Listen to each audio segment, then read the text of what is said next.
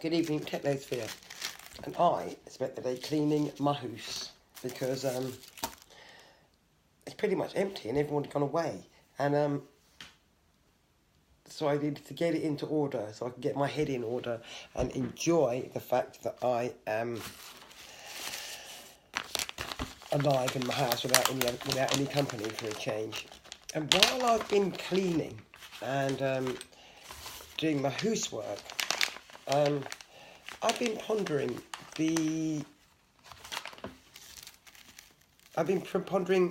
privilege and disadvantage as conditions, and it's like, so privilege is a thing that we like to wave around and go, because we wave around terms like privileged, blind, and but of course nobody wants to admit that they're privileged. And I think it becomes necessary to point out that you can be unhappy and privileged at the same time. You can be really miserable and privileged at the same time. And most people that experience privilege are privilege blind because their experience of that privilege is a norm to them.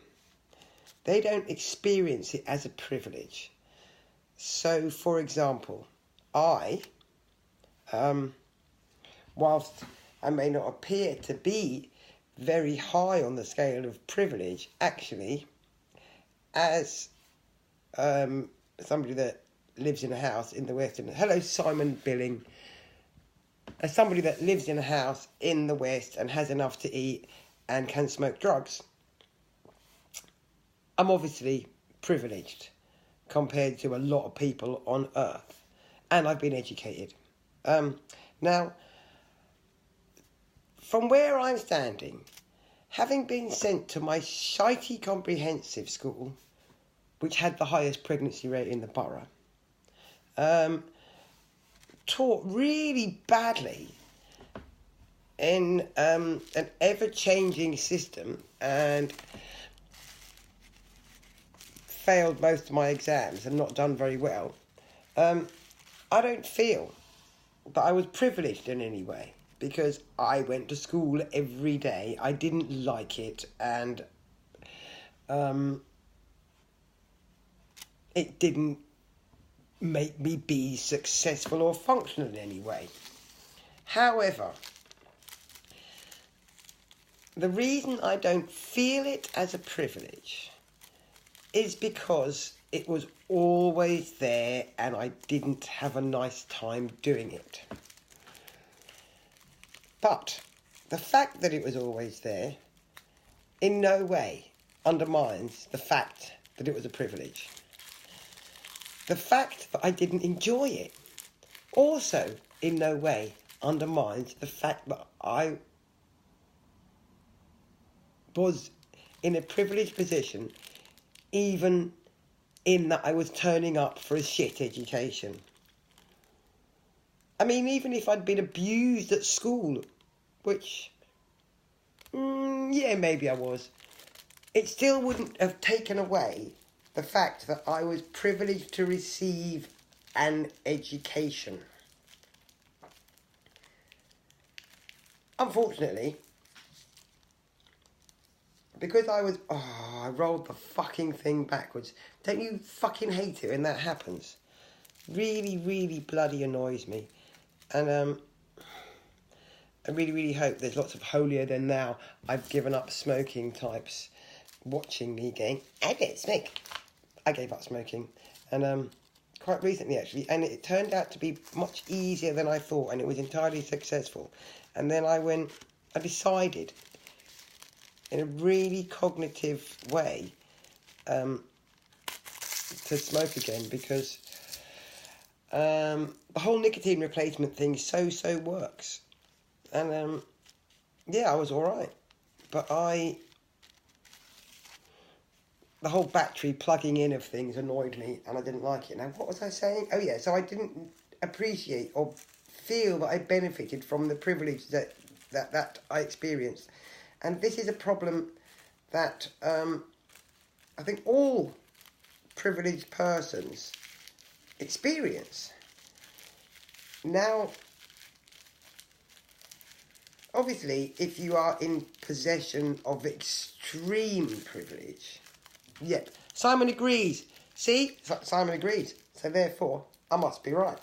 Now, the same thing is also true for disadvantage. And I say this with a little trepidation because I haven't thought it through properly.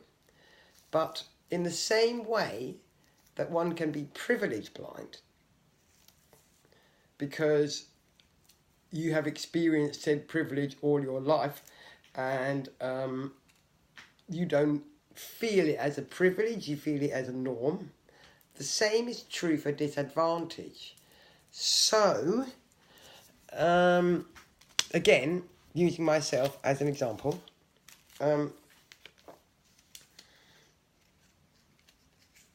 I was disadvantaged by a second-rate comprehensive school education that was set up for working class people and for black people and for people who weren't expected to get anywhere in society. So, as part of that education, I was not taught lots of things that you get taught when you go to grammar school or public or private school. And I was given a fairly limited set of aspirations to be working with. But because I had never experienced anything else, and because I didn't know what else was out there in any kind of a way, I had no idea that my education was disadvantaging me. So, you can see from my personal experience that it's possible to be in a position of privilege and disadvantaged at the same time. I think I was saying this the other day, that it's a matter of understanding your privilege and understanding your disadvantage and balancing them out. Now, we seem to be very reluctant to recognise our privileges. And I don't know why. And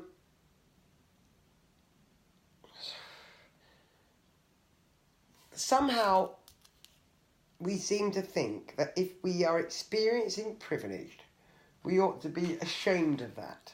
Or, having experienced privilege, maybe that's it. Maybe it's that having experienced privilege, if one recognises that one has experienced privileges in life, perhaps it means to some people that they are required in some way to utilise those privileges for the greater good, or for some good. And what happens most often, and I'm not slagging anybody off here, what happens most often is that because a person doesn't recognise that what they have experienced is privilege, they don't recognise that it can be used for the greater good. Because they think it's normal. And without even thinking about it, They can't help using the privileges that they have experienced to their own advantage, because that's how they've learnt to do things. And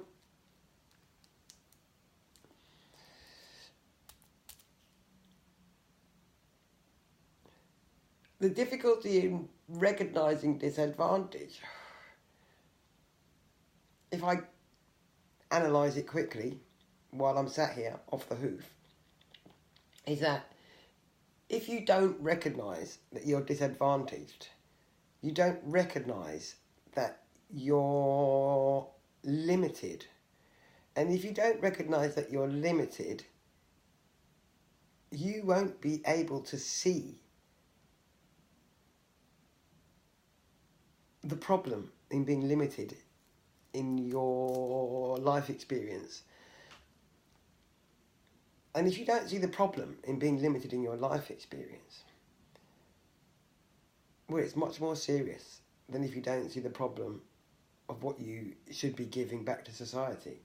Because if you don't see the problem and you just look after your own self and you're privileged, you're just cracking on and it's fine.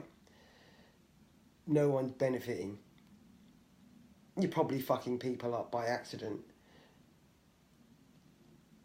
But if you're disadvantaged and you don't recognise it, you won't challenge those disadvantages, because you won't see them as disadvantages. And